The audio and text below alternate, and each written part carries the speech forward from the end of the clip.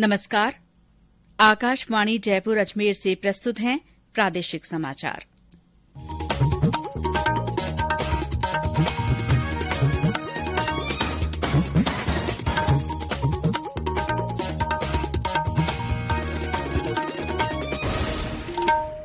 समाचारों के साथ मैं शीला चावला।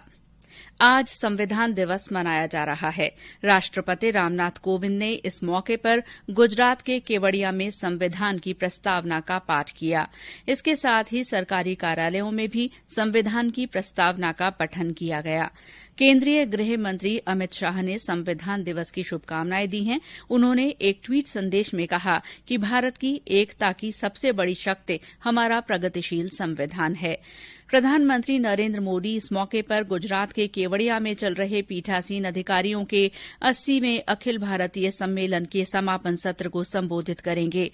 वहीं राज्य विधिक सेवा प्राधिकरण की ओर से संविधान से जुड़े विभिन्न विषयों पर राज्य भर में परिचर्चा और जागरूकता गतिविधियों का आयोजन किया जा रहा है। इसके साथ ही आज से 2 दिसंबर तक संविधान सप्ताह भी मनाया जा रहा है। उदयपुर में इस अवसर पर विधि विभाग की ओर से एक वेबिनार आयोजित की गई।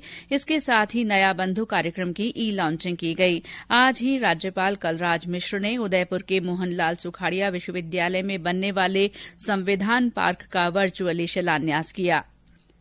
देश में कोविड-19 से ठीक होने की दर 93.66% हो गई है। कल लगातार 19वें दिन 50,000 से कम मामले दर्ज हुए हैं।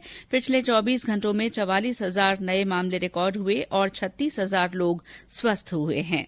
इस बीच प्रदेश में कल कोरोना संक्रमण के 3,285 नए मामले सामने आए हैं। इन्हें मिलाकर संक्रमितों का आंकड़ा 2,53,767 हो गया है। हालांकि कल 2,144 मरीज इस संक्रमण से स्वस्थ हुए हैं।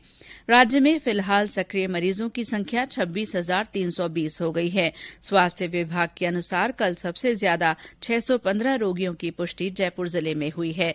इसके अलावा जोधपुर में 370, अलवर में 296, कोटा में 270, अजमेर में 245, भीलवाड़ा में 185, श्रीगंगानगर में 147, उदयपुर में 140, नागौर में 115, भरतपुर में 99, बीकानेर में 97 और सीकर में 93 लोगों में कोविड-19 की पुष्टि हुई है। राज्य में इस बीमारी से अब तक 2,218 लोगों की मृत्यु हुई है।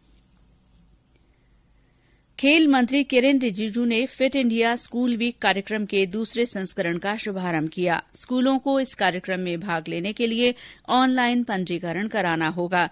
इस मौके पर आयोजित समारोह के दौरान श्री रिजिजू ने स्कूली जीवन में शारीरिक स्वास्थ्य के महत्व पर चर्चा की और कहा कि छात्र भारत को फिट बनाने में प्रेरक शक्ति हैं। ये कार्यक्रम पिछले साल नवंबर में शुरू किया गया था और इसमें 15,000 से अधिक स्कूलों ने भाग लिया।